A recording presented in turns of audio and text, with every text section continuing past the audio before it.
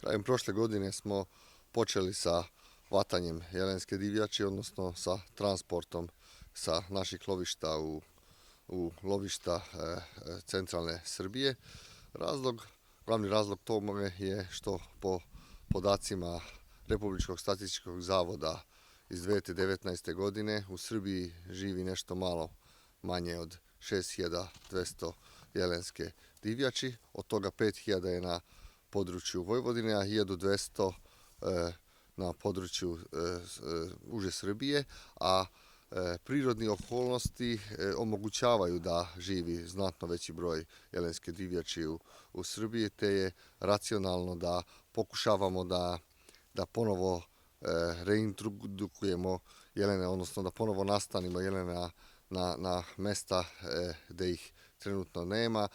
Znamo da je jelen deo biodiverziteta naše zemlje, da jelen, odnosno divljač krasi šumu, kako se to kaže, šuma bez divljači nije, šuma ide i zovu ga i kraljem šume, i zato je to opravdano da sa lovišta Vojvodina šume, to jest konkretno u ovom slučaju sa lovišta Kozara i Plavna, preseljavamo divljač u centralnu Srbiju, na Taru, na Zlatar, na Zlatibor, Kopaonik i u Homoljske šume.